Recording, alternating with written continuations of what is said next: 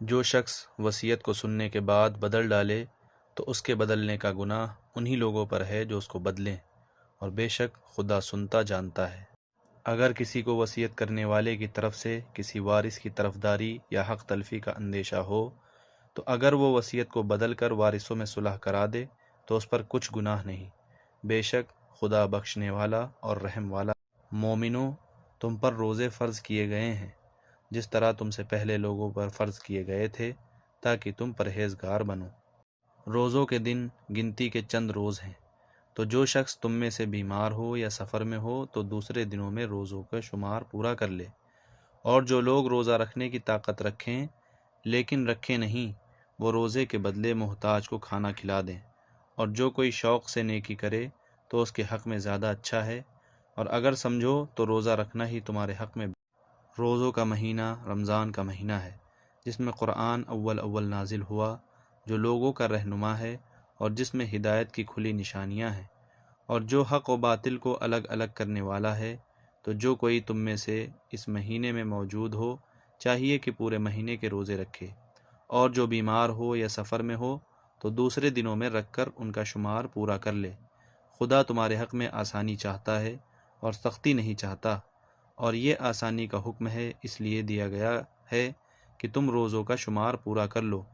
اور اس احسان کے بدلے کہ خدا نے تم کو ہدایت بخشی ہے تم اس کو بزرگی سے یاد کرو اور اس کو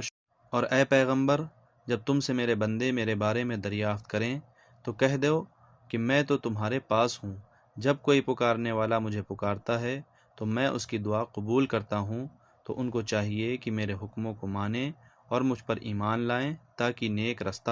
روزوں کی راتوں میں تمہارے لیے اپنی عورتوں کے پاس جانا کر دیا گیا ہے، وہ تمہاری پوشاک ہیں اور تم ان کی پوشاک ہو۔ خدا کو معلوم ہے کہ تم ان کے پاس جانے سے اپنے حق میں خیانت کرتے تھے،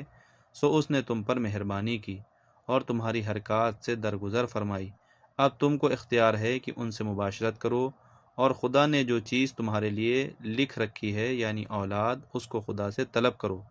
اور کھاؤ پیو یہاں تک کہ صبح کی سفید دھاری رات کی سیاہ دھاری سے الگ نظر آنے لگے، پھر روزہ رکھ کر رات تک پورا کرو۔ اور جب تم مسجدوں میں اعتکاف بیٹھو ہو تو ان سے مباشرت نہ کرو، یہ خدا کی حدیں ہیں، ان کے پاس نہ جانا۔ اسی طرح خدا اپنی آیتیں لوگوں کو سمجھانے کے لیے کھول کھول کر بیان فرماتا ہے تاکہ اور ایک دوسرے کا مال ناحق نہ کھاؤ اور نہ اس کو رشوتاً حاکموں کے پاس پہنچاؤ تاکہ لوگوں کے مال کا کچھ حصہ ناجائز طور پر کھا جاؤ اور اسے تم جانتے بھی ہو۔ اے محمد صلی اللہ علیہ وسلم، لوگ تم سے نئے چاند کے بارے میں دریافت کرتے ہیں کہ گھٹتا بڑھتا کیوں ہے۔ کہہ دو کہ وہ لوگوں کے کاموں کی میعادیں اور حج کے وقت معلوم ہونے کا ذریعہ ہے، اور نیکی اس بات میں نہیں کہ احرام کی حالت میں گھروں میں ان کے پچھواڑے کی طرف سے آؤ، بلکہ نیکوکار وہ ہے